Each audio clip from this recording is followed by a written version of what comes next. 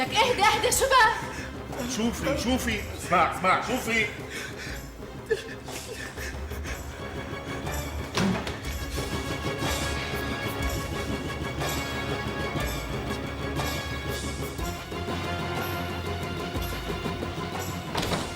شو ابو؟ سائر عم يتخانق مع 3 شباب بالحارة. نحاول شوفي. بعد عنه لا.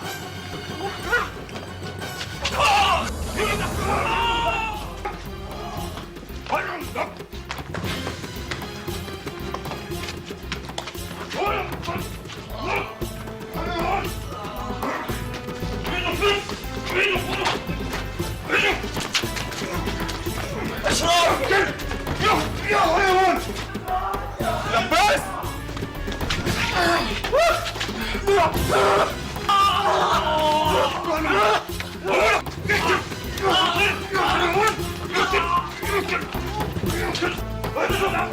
دير بالك يا اشرف. اشرف دير بالك.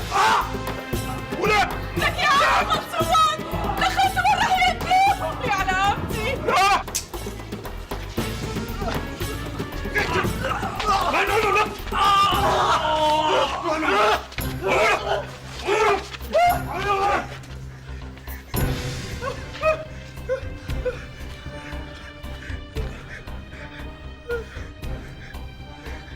اشرف شو جرى؟ لا ما شرح لي، ما فيها شيء، بسيطة. شايفه ابنك سمير شلون ما تحرك؟ ايه سمير صغير كانوا روحوه. ايه بس هدول اخواته. يخزي العين عنك يا اشرف. شايفه اشرف شو ابغاي؟ يبعت لي حم عليك يا اشرف. بعيد الشر عنك يا خالي. شلون بدك تروح تخطب بكره وانت ايدك هيك؟ وضروري بكره ليخلص امتحان كل اللي صفيان له مادتين. بس نحن اخذين منهم موعد بكره بابا. ايه ولو قوم اعمل لهم تليفون واعتذر. مو حلوه تروح تخطب وانت هيك بهالحاله هي. صحيح اختها الثانيه مو بكره بتنخطب؟ بلا.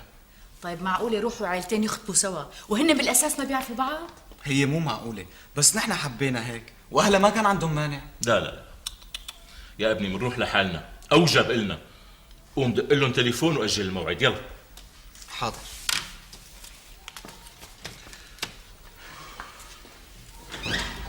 على كل حال الحمد لله على سلامتك.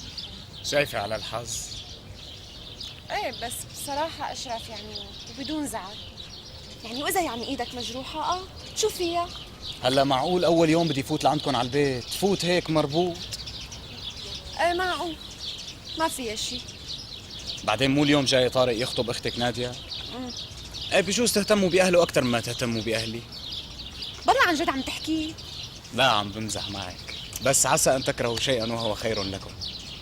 بيني وبينك خالتي ام سائر كثير متضايقة من اللي صار امبارح، بقى من هون لشي يومين بركي بتهدى وبتروق. طيب يعني امتى يعني ناويين تجوا؟ امتى؟ مو بكرة، بعد بكرة، بس لحتى قيم هالشاش. طيب